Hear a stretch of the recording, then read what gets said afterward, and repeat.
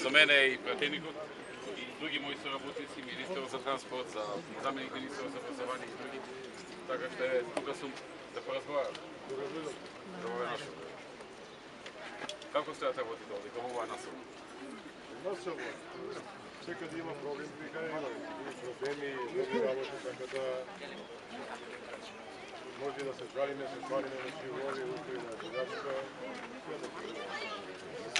Градоначалник, вие знаете добро насока.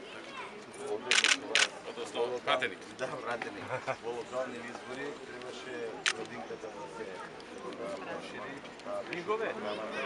Битна втора работа што треба да ја чујат со почнување на новиот ургентни клинички центар, со ослободува простор во болницата, каде најголемиот проблем што ова населба го има, а тоа е дислокација на центарот за семејството. Има ќе се отвори простор каде да биде сместен во болницата.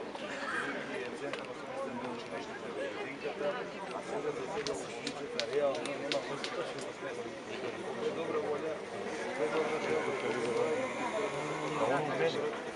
со дислокација на хируршката амбуланта која е сега во односно на болницата, ќе се отворат слободни каде што ќе можете. Тоа отприлика кога може да го чуете? Па, зависно колку ќе почне се ургентно, чекаме документација од локалната самоуправа, должно за градини, за да можеме да ставиме Да, ние сме подготвени за градба на ургентен хируршки центар. Веќе е во фаза на доставување на проект барање до општина да ни даде дозвола за градба. Што ме добиеме дозволата за градба, ќе почне градбата. Да.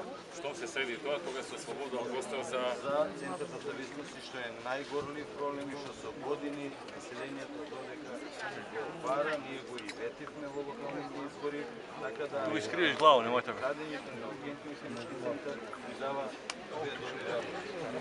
И за болница